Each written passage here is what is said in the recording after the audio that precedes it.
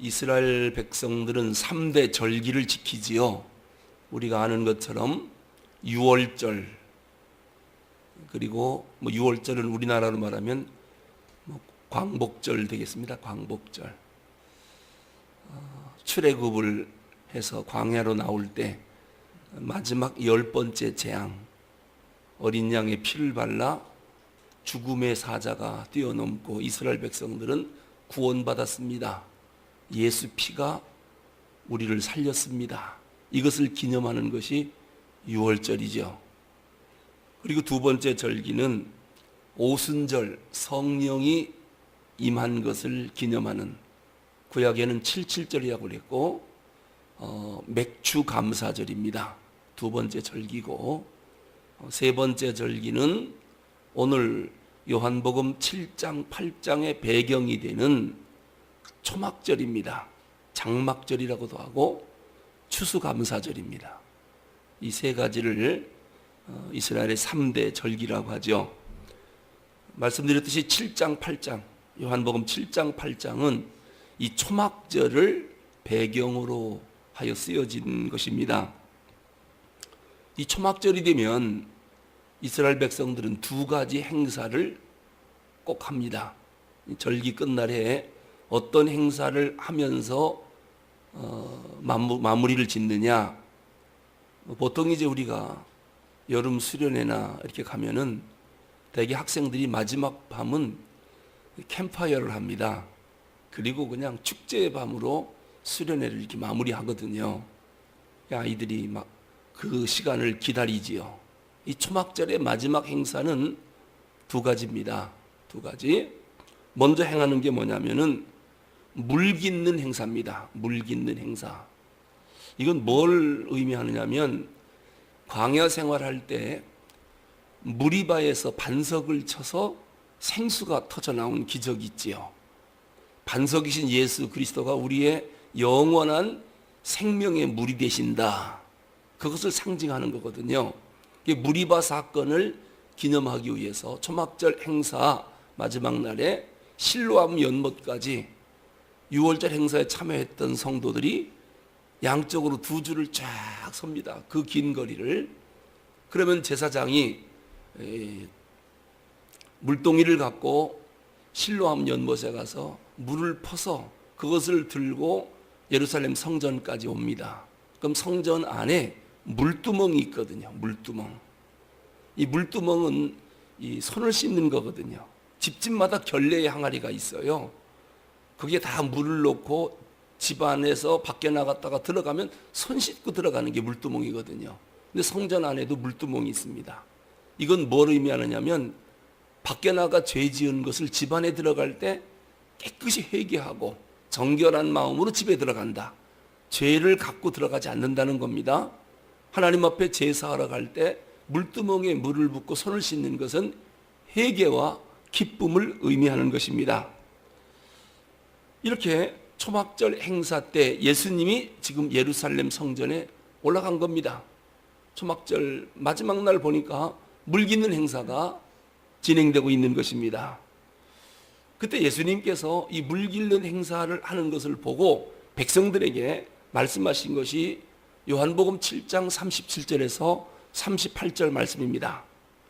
우리 37절, 38절, 7장 37, 38 앞서서 읽었는데 다시 한번 읽어보겠습니다.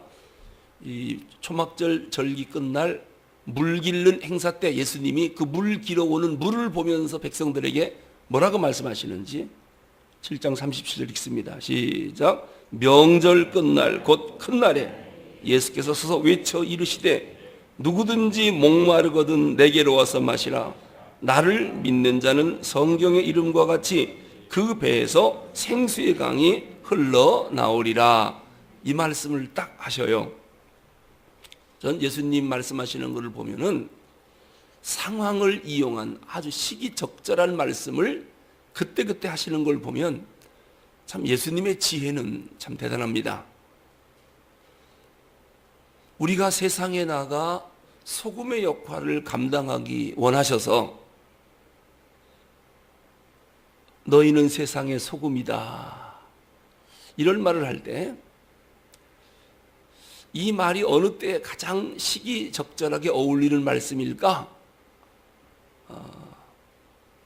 설렁탕 먹을 때입니다.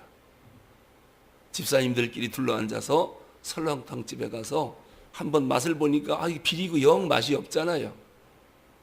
그때 소금 뚜껑을 열어서 딱 하면서 김 집사님, 너희는 세상의 소금이다. 소금이 만일 맛을 잃으면 땅에 버려 밟히거니와 하면서 그 말씀을 딱 인용하면 아주 시기적절한 이 맹탕이 소금이 들어가니까 맛있는 설렁탕이 되거든요. 우리가 성경 66권을 그렇게 시기적절하게 말씀을 인용할 수 있다면 놀라운 일이 일어날 것입니다. 그런데 그 생각나게 하는 일은 성령님이 하시는 일입니다. 우리는 설교를 부지런히 듣고 또 성경을 부지런히 읽고 묵상하면서 말씀을 많이 기억해 두는 거예요. 그리고 뭐라고 기도하느냐?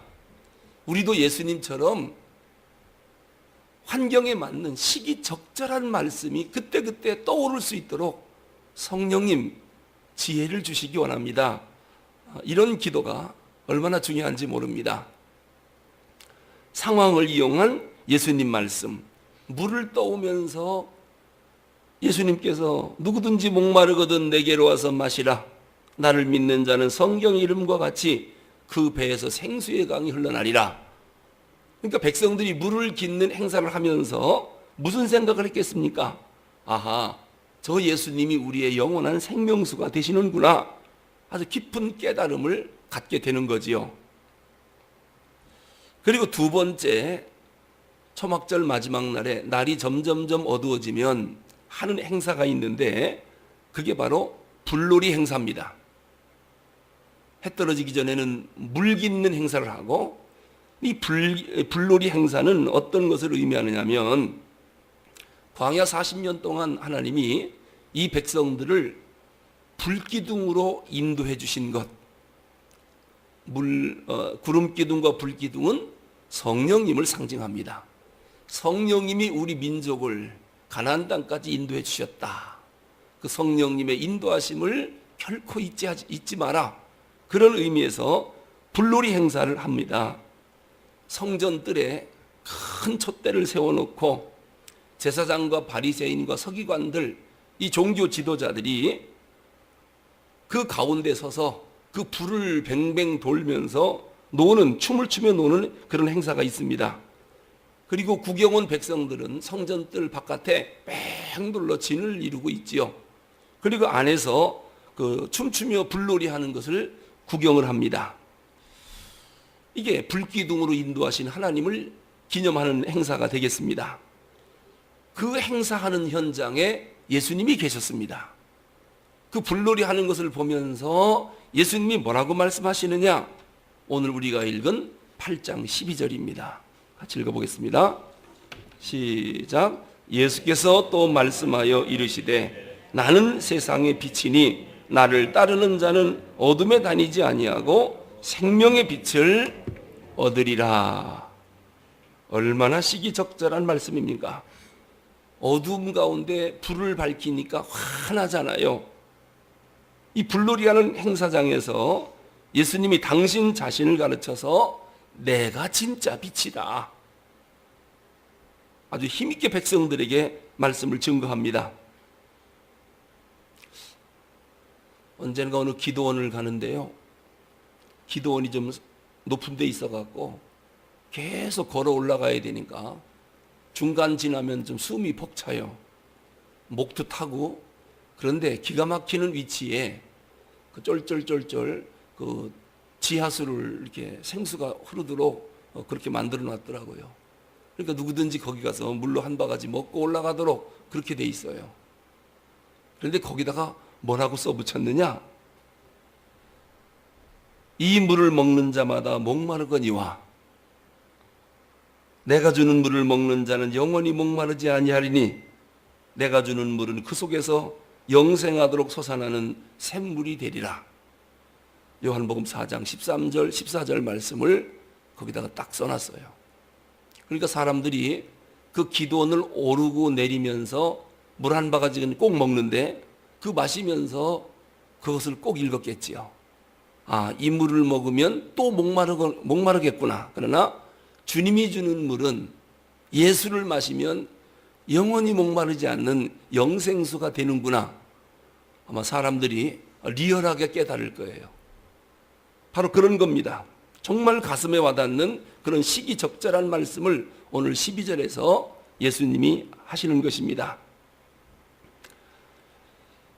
그래서 우리가 늘 하나님 앞에 아주 그때그때 상황에 맞는 말씀이 떠오르게 해달라고 기도하는 것은 상당히 중요합니다.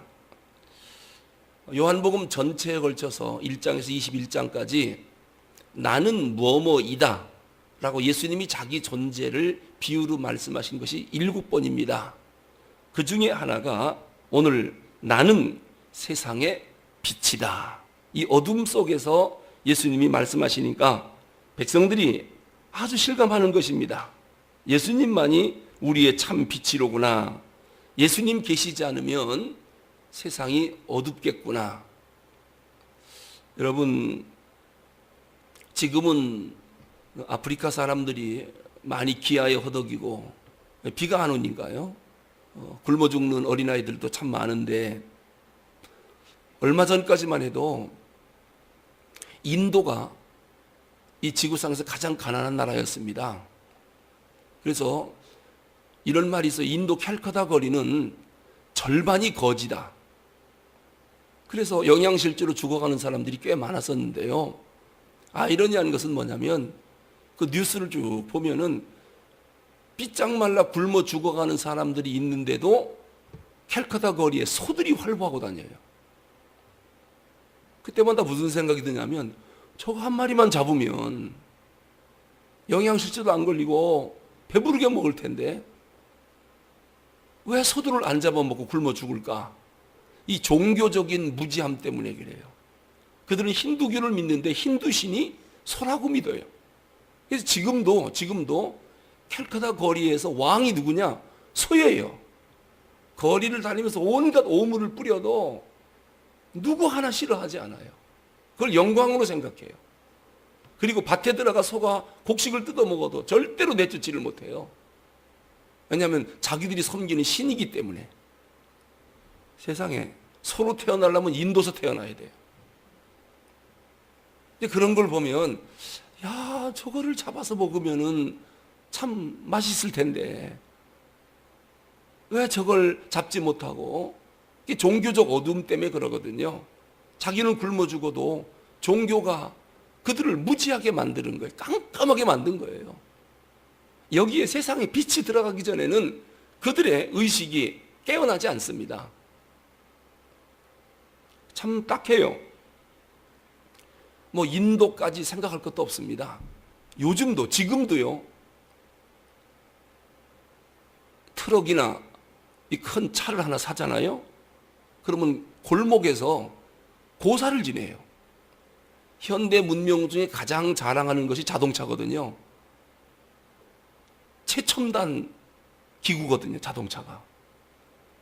그런데 이 현대 문명 사이에 그거를 이용하는 현대인들이 무사고를 기원하면서 돼지머리를 갖다 놓고 고사를 지내요. 이게 앞뒤가 안 맞는 얘기거든요. 한번 국제적으로 우리나라가 망신당한 적이 있습니다. 우리나라 최초로 인공위성인 무궁화 위성을 띄울 때 우리나라는 환경이 좋지 않기 때문에 남미에 있는 가이아나라고 하는 프랑스령 그 섬에서 주로 모든 나라들이 인공위성을 발사하곤 했습니다. 우리나라도 무궁화호 제1호를 거기서 발사했거든요. 그런데 우리나라 과학자들이 그 첨단 인공위성을 발사하면서 고사를 지내야 된다고 돼지머리를 놓고 제사를 지내는데 그 가야나에도 돼지가 있거든요. 근데 거기 있는 돼지를 잡으면 부정탄다고 서울에서 공습해갖고 비행기를 타고 가는 겁니다. 또 냉동해서 얼려가면 괜찮은데 또 냉동하면 부정탄다고 그래갖고 잡자마자 비행기에다 싣고 생 돼지머리를 가야나까지 가져가서 인공위성 발사하기 전에 성공을 기원하는 고사를 지내니 서방 기자들이 뭐 지금이야 인공위성이 하도 많이 발사하니까 취재 안 나오지만 그 옛날에는 취재하러 많이 왔거든요. 인공위성 성공했느냐, 뭐 뭐 실패했느냐 그거를 기사로 하는 게 아니라 고사 지내는 모습이 하도 신기해서 그것을 뉴스저널이라든지 이 매스컴에 흘려보내서 참 국가적으로 미신을 섬기는 나라 아주 망신을 당하곤 했습니다. 과학자들이 그 짓을 하고 있습니다. 아무것도 모르는 소시민이 그런다면 혹시 모르니까 그런다 손치더라도 이게 왜 이런 일이 발생하느냐면 빛이 없으니까 어둠에 빠지는 거예요. 이때 예수님께서 내가 세상의 참빛이다. 내가 오기 전에는 너희들이 여기서 못 벗어난다는 겁니다. 이 어둠의 세계에서, 죄악의 세계에서. 명문대학을 나온 한 여자 청년이요, 사랑하는 남자가 있어서 결혼하고 싶은데 부모가 적극 반대하는 거예요. 반대 이유는 궁합이 안 맞는데요. 둘이는 너무 사랑하는데. 그래서 어디서 그걸 들었냐 했더니 아무개 유명한 점집에서 들었다. 이 두 젊은이는 교회를 다니거든요. 그러니까 둘이 그 점집을 찾아가서 점쟁이한테 돈을 듬뿍 주고 궁합이 맞는다고 좀 우리 어머니 오면 해주세요. 그래서 그 어머니를 모시고 다시 가서 점을 다시 보니까 그 점쟁이가 돈 받은 대로 궁합이 잘 맞는다. 먼저는 뭐를 좀 잘못 계산했다. 그래서 결혼을 했다는 거예요. 근데 문제는 뭐냐? 이 처녀가 결혼하고 나서 엄마 속인 거잖아요. 그것 때문에 양심의 가책을 느꼈나 봐요. 엄마를 속여서 어떡하는가? 그래서 목사님을 찾아가서 목사님 제가 엄마를 속였습니다. 이런 일이 있었습니다. 목사님이 얘기를 듣고 한심스럽더랍니다. 그래서 죄 중에서 그게 100분의 1 정도의 작은 죄라면 점쟁이를 찾아가 점치는 것은 영적 간음죄다. 우상숭배다. 다른 죄는 다 용서받아도 우상죄는 용서받지 못한다. 다른 죄는 하나님이 다 참아도 우상숭배죄는 참지 않고 진노하셨다. 그게 더 큰 문제다. 그리고 해결을 시켰다는 거예요. 점집에 갔다 와도 죄책감도 못 느끼는 거예요. 왜냐하면 영적 무지에 빠져서 그래요. 빛이 비치지 않아서 그래요. 여러분, 오늘도 우리가 신앙생활하면서 생명의 빛이신 예수님이 우리 마음을 환하게 비춰주지 않으면 어두운 짓거리를 하고 다닌다니까요. 우리가 죄 짓는 행위들이 다 어두운 짓거리들 아닙니까? 하나님 앞에 기도해야 됩니다. 생명의 빛이 되신 주님이 나와 우리 가정과 우리 교회와 이 사회를 환하게 비춰달라고. 그래야 사람들이 바른 길로 가지. 그렇지 않으면 모두가 다 어둠의 길로 가서 구렁텅이에 빠져 죽게 되는 것입니다. 기도하겠습니다. 하나님 아버지, 영혼의 빛이 비치지 못하니 무엇이 잘못인지도 모르고 죄를 범하고 있습니다. 어리석은 행동만 하는 것입니다. 예수님의 참된 빛이 우리 가운데 비춰져야만이 우리가 지혜로운 사람이 될 수가 있사오니 주님, 우리 가운데 어둠을 다 몰아내 주시옵시고 환한 빛을 비춰주시옵소서. 특히 조국 대한민국 땅에 생명의 빛을 비춰주시기 원합니다. 우상숭배가 다 사라지게 해주시고 그리스도의 푸르고 푸른 계절이 조국 강산을 덮게 하여 주시옵소서. 연일세차게 불어오는 북한의 위협에 대하여 하나님 앞에 간절히 기도합니다. 그 땅을 불쌍히 여겨주시고 불장난하지 않게 하여 주시옵소서. 우리 한반도 땅에 6.25와 같은 동족 상잔의 비극이 두 번 다시 발생하지 않도록 하나님 이 땅을 하나님이 지켜주시옵소서. 전쟁은 하나님의 손에 있습니다. 이로 인해서 주가는 떨어지고 외국인 투자자들이 빠져나가고 경제가 흔들리려고 합니다. 주님, 빨리 안정시켜 주시고 이 나라가 견고히 설 수 있도록 모든 일을 평화적으로 해결하도록 하나님이 도와 주시옵소서. 우리 주 예수 그리스도 이름으로 기도하옵나이다. 아멘.